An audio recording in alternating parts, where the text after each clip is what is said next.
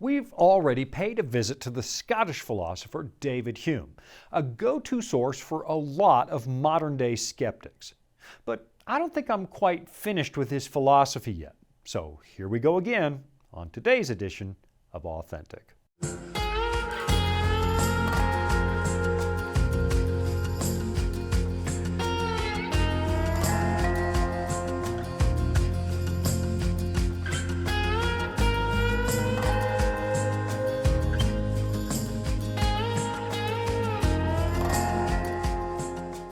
I think this week we're going to take another look at David Hume because for some people he seems to be the paragon of skepticism when it comes to Christians and the faith we place in the words of the Bible. And in particular, I think I want to revisit his famous essay about miracles because he seems to be of the opinion that believing in the miraculous somehow makes you a less intelligent person. Now, just before I kick the ball down the field, I should probably disclose my own point of view on miracles because I happen to believe that even without miracles, there are still a lot of reasons to consider the Christian faith. My faith in the existence of God and the divine inspiration of His Word does not depend on the existence of miracles. In fact, the Bible contains a number of clear warnings that sometimes just relying on the evidence of our senses is not enough. It can deceive us into believing something that, well, just ain't so. So, with that disclaimer, let's get started on our study. And for a little bit, it's going to feel like I'm nitpicking because I'm going to carefully parse some of the language that Hume uses in the first 2 pages of his essay. And given the time constraints we have, I'm probably going to have to leave the bulk of the essay untouched. And the reason I'm doing that is because Mr. Hume presents some assumptions at the top of this work that I think should be examined very carefully because, at least from where I sit, they're nowhere near as bulletproof as some people seem to think they are.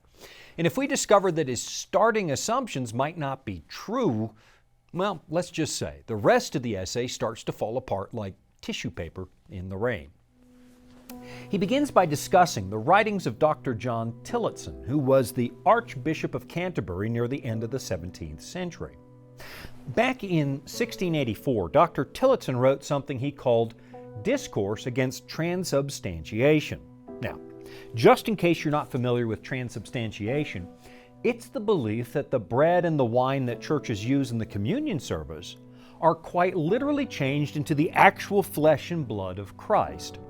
And if the evidence of your senses is telling you that it's still just bread and wine because it looks like bread and wine, and it feels like bread and wine, and it tastes like bread and wine, well, proponents of transubstantiation would tell you, you're just wrong.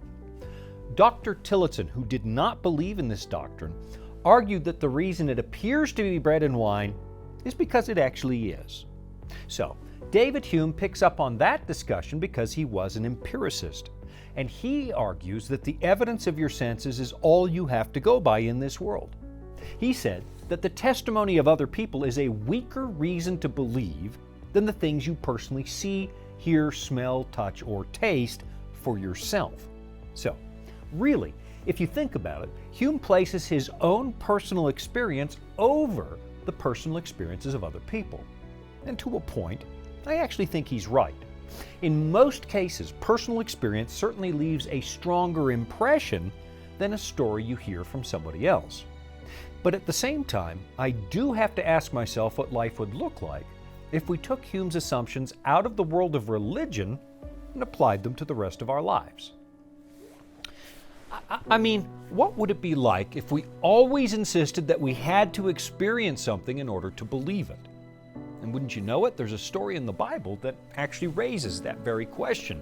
And it actually pertains to the resurrection of Christ, the central miracle of Christianity, which, of course, David Hume rejected. And in this story, it's almost as if the Bible is anticipating Mr. Hume's insistence on strict empirical methods. It's usually called the story of Doubting Thomas, and it's found over in John chapter 20, shortly after the resurrection of Christ. And it says this, "And after 8 days, his disciples were again inside, and Thomas with them.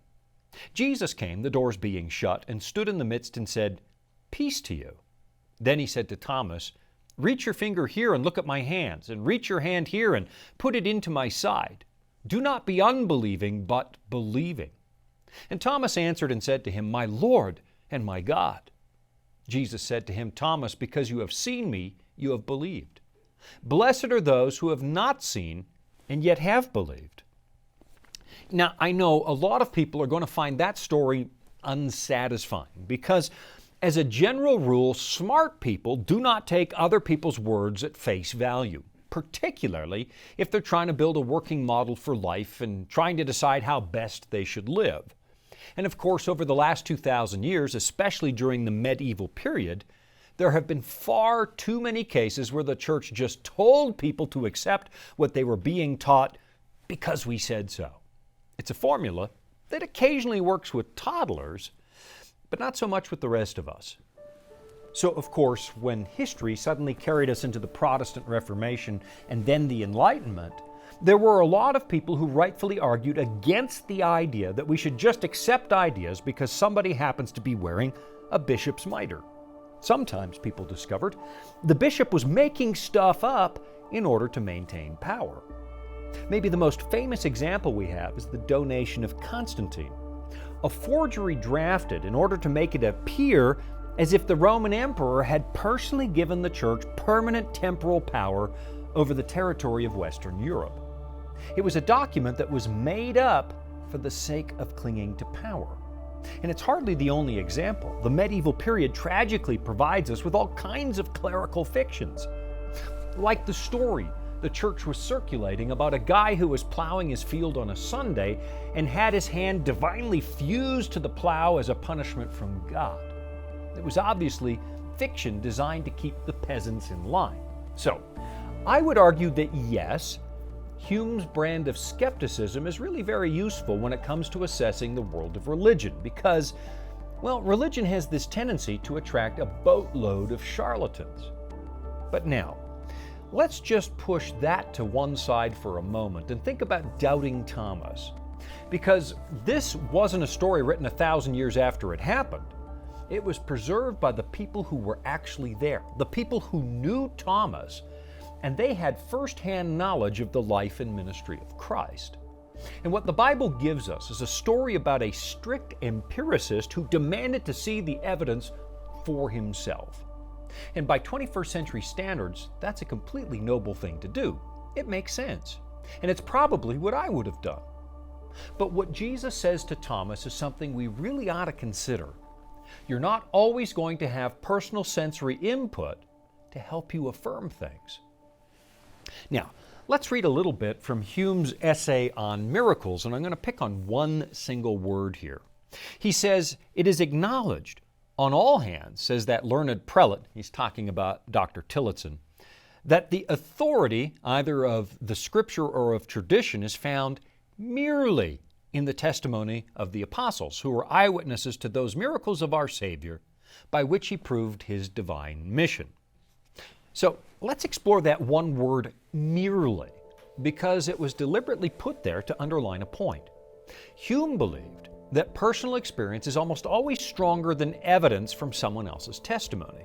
And of course, that seems logical because most of us assume that if you can see and touch something, it's far more likely to be real.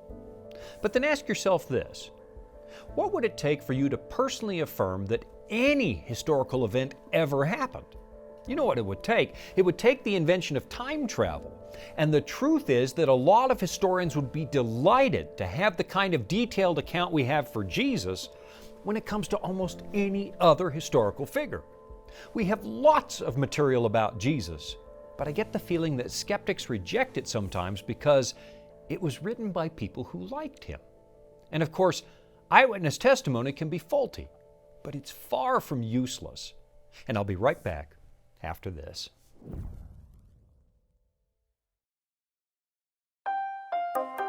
Are you searching for answers to life's toughest questions like, where is God when we suffer? Can I find real happiness? Or is there any hope for our chaotic world? The Discover Bible Guides will help you find the answers you're looking for. Visit us at BibleStudies.com or give us a call at 456-7933 for your free Discover Bible Guides. Study online on our secure website or have the free guides mailed right to your home. There is never a cost or obligation. The Discover Bible Guides are our free gift to you. Find answers in guides like, Does my life really matter to God? And A Second Chance at Life. You'll find answers to the things that matter most to you in each of the 26 Discover Bible Guides. Visit BibleStudies.com and begin your journey today to discover answers to life's deepest questions.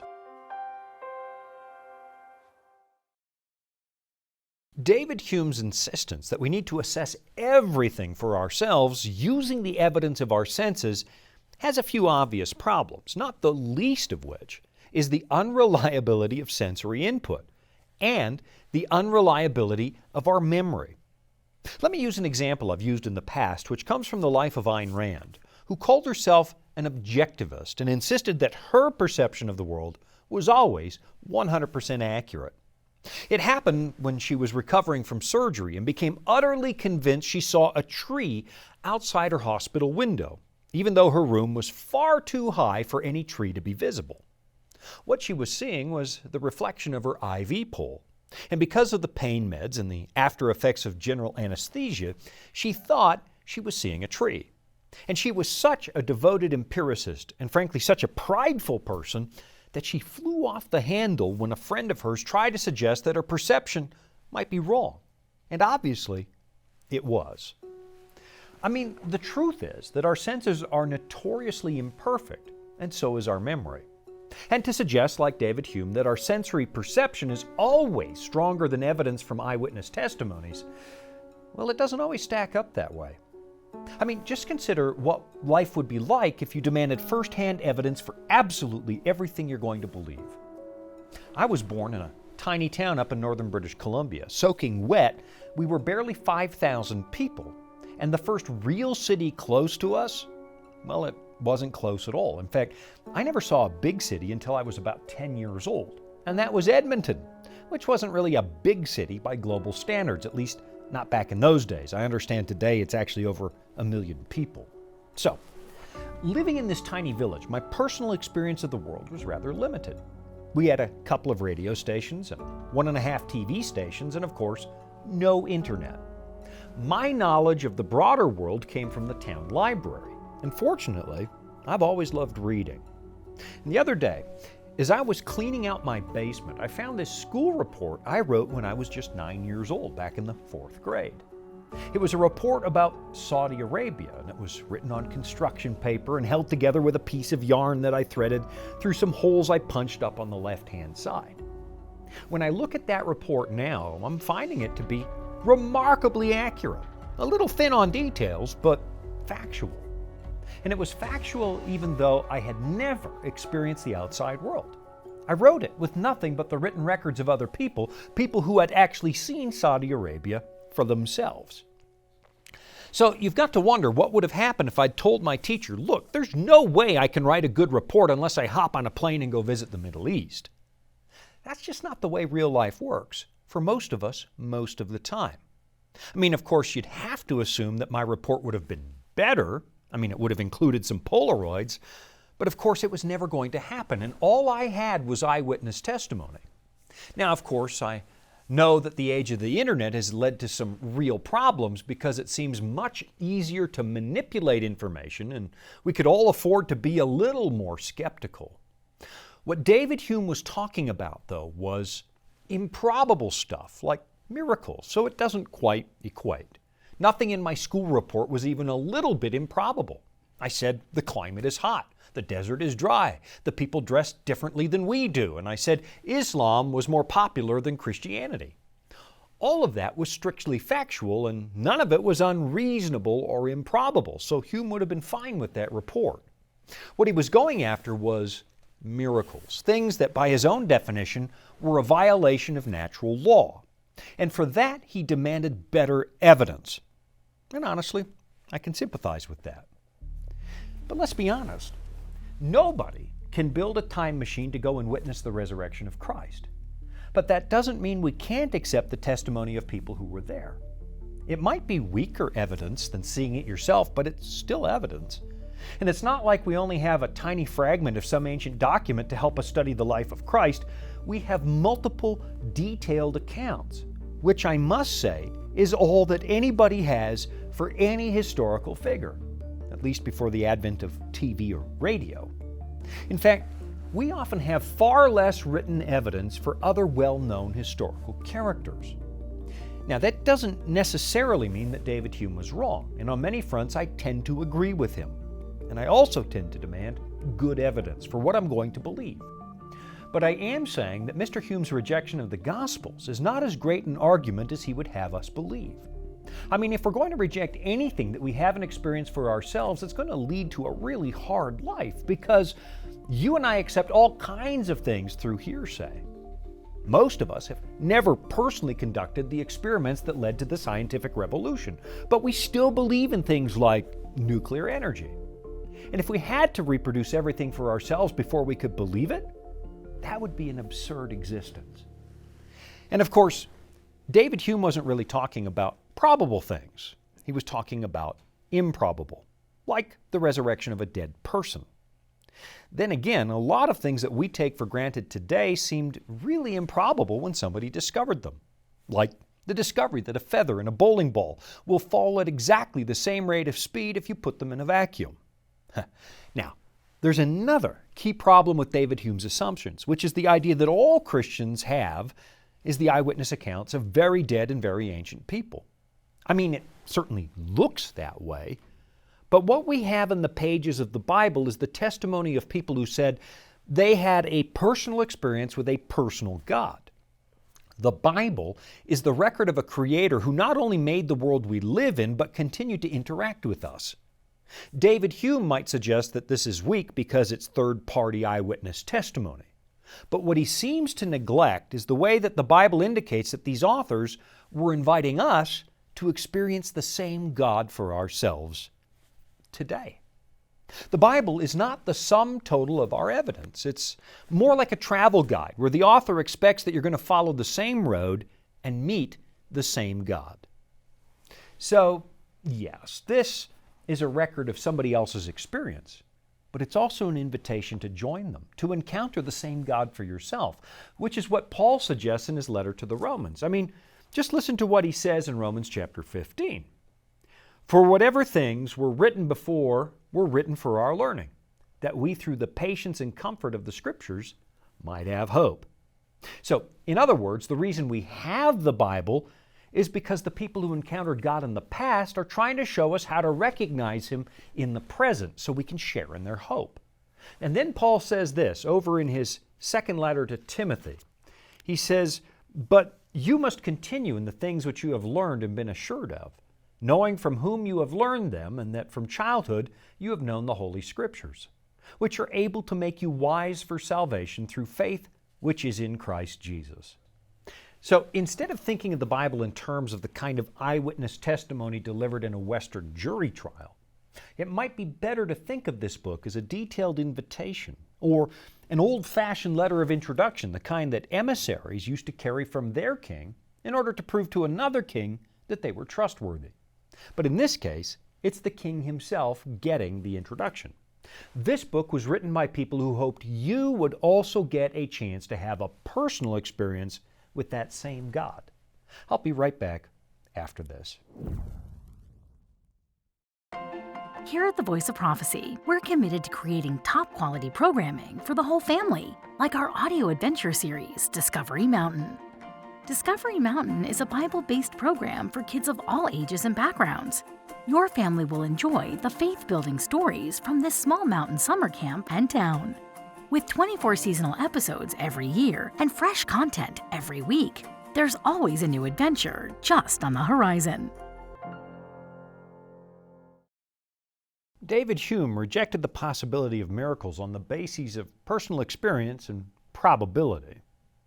The only way he would ever accept that a miracle might be possible, he said, was if the falsification of the story proved to be more absurd than the miracle story itself.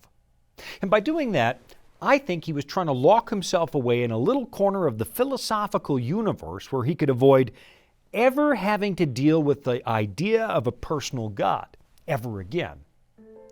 But as I was suggesting right before the break, the Bible is not simply eyewitness testimony, the way that somebody at, say, Waterloo would have recorded their personal recollections of Napoleon. Those kinds of records are simply history, and there's no expectation that you're ever going to meet Napoleon for yourself. But the authors of the Bible were people who knew that their readers, or maybe more accurately, their listeners, they were going to be able to meet that same Creator God. So they left us a guidebook that points us in the right direction. It enables us to actually discern the face of God. But then when we do encounter God, there's another problem that often emerges. Most of us have a mental image of what God is supposed to be like, whether we got that from books or TV shows or from a Sunday school class. But then when we're suddenly faced with the reality of God, and He doesn't match our preconceived expectations, well, a lot of people will then tend to reject the experience. In fact, when they hear something about God that doesn't quite resonate with what they've previously understood, sometimes you'll hear them say, "That's not what my God is like." But if God is real and He's a personal God, an honest-to-goodness, real sentient being with emotions and character traits, well, why in the world would we expect Him to conform to the models we create in our minds? I mean, think about all your intimate relationships. If your spouse or one of your friends always did and said exactly what you expected, well, you'd start to suspect that you were dealing with a bot and not a human being. So let's explore one of the stickier problems we have with the Bible, one that a lot of skeptics love to bring up when they discuss the possibility of an omnipotent, all-powerful God. It's the rather stark record of wartime violence that you find in the Old Testament. Now, I'll be the first to admit, at a brief glance, it looks like God is advocating for cold-blooded genocide. And it's not an easy subject. And I promise you, you're not going to figure this out with a 5-minute study. In fact, I've been studying it for years, and I think I have found some answers, but I'd be lying if I said I understood it all. What tends to happen is that people will read a brief and violent account and they experience a bit of cognitive dissonance because in their minds, God should always be gentle and He should never encourage any kind of violence for any reason under any circumstance. But then you need to ask yourself, why do I think that? I mean, yes, it's true, God hates pain and suffering, and so do I, and I would never want to cause bodily harm. But then again, what would I do in a home invasion where somebody clearly intends to do my family serious harm? At that point, what exactly are my options? Should I ask them, "Don't do it," very politely, and then stand by while they slaughter my family? Or do I intervene and do what it takes to stop them? Now, that's not a perfect example because obviously I'm not God and I'm certainly not omnipotent or all-knowing. But if I'm honest about it, I can think of a dozen reasons why I might have to step out of character to mitigate evil. So then I have to ask myself how God could, 1, preserve our free will, which grants us the ability to love, but then 2, at the same time, somehow keep evil in check. Many people assume that when God says, "Go into that village and don't you leave any survivors," that He was terminating perfectly innocent people. But maybe, in a world where religious wingnuts fly airplanes into office towers and nobody's ever going to talk them out of doing it, well, maybe there are cases where eliminating the threat might be the only option. Sometimes terminating the terrorist is the only option you've got. Now, believe me, I understand that I'm opening a can of worms and I only have a few minutes left, so let me summarize it like this. You and I run into serious problems when we expect a personal God to be exactly like us. And honestly, I think that was one of the problems that Hume had. He set his own personal standards for assessing the nature of reality, and then he demanded that God fit his criteria. He creates a personal concept for what God should be like, and then complains when He's not. So here's what I think. Personally, I think David Hume was making himself the supreme arbiter of truth, even if he says otherwise. If he didn't see it or taste it or feel it, he said it couldn't be real. He was judging what was probable based on personal experience. Years ago, I was camping in the wilderness with some friends, and I mean the remote wilderness. We drove as far as we could down a fire road, and then we packed our canoes and gear into the forest for another 2 miles, and then paddled 5 hours into the middle of nowhere. my idea of paradise. And one night near the end of the trip, we were sleeping on the shore of this lake out in the open air. And as we laid there looking at the sky, this massive thunderstorm appeared on the horizon. But it was one of those storms where there wasn't a lot of rain, just lightning. So we stayed on the beach and watched it instead of getting into our tents. And I gotta tell you, it was spectacular. But it was just getting started because suddenly the clouds parted right over the lake, creating this hole in the storm. And even though it was summer, the northern lights suddenly appeared, and they were as bright as I've ever seen. So now we had a ring of lightning with the northern lights in the middle, and all of it was reflected on the surface of the lake. And I don't know what the odds of witnessing something like that are. 1 in a million? Who knows? But ask yourself this: the only evidence you have for that story is me. But what are the odds I'm lying? Of course, it's possible I'm lying, but what reason would you have to doubt it, even though you might never see something like that as long as you live? So is it likely to be false just because you didn't see it? I'll be right back after this. Life can throw a lot at us. Sometimes we don't have all the answers. But that's where the Bible comes in. It's our guide to a more fulfilling life. Here at the Voice of Prophecy, we've created the Discover Bible Guides to be your guide to the Bible. They're designed to be simple, easy to use, and provide answers to many of life's toughest questions. And they're absolutely free. So jump online now, or give us a call and start your journey of discovery. All right, I'm running out of time and I've barely gotten started. And of course, all we did was look at 2 pages of Hume. But what I'm hoping is that I've given you just enough to start questioning some of his assumptions. When David Hume tells me that eyewitness testimony that we find in the Bible is insufficient evidence to believe, he's also telling me that his personal experience of the universe and his assumptions of how things should work, well, that should be enough to convince you that he's right. And I know I'm oversimplifying things, but that's essentially what he says.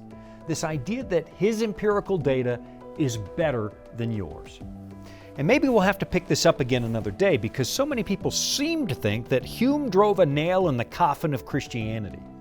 But I do have to ask, why would you take his word for it? I mean, what if we applied his criteria to his now ancient books? Why would his testimony be enough to refute the testimony of all these people?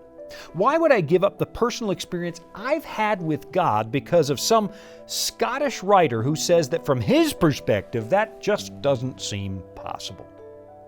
You know, maybe it's better to just get a copy of the Bible and find out why so many people think this book is a compelling guide to experiencing God. I'm Shawn Boonstra. Thanks for joining me. This has been Authentic.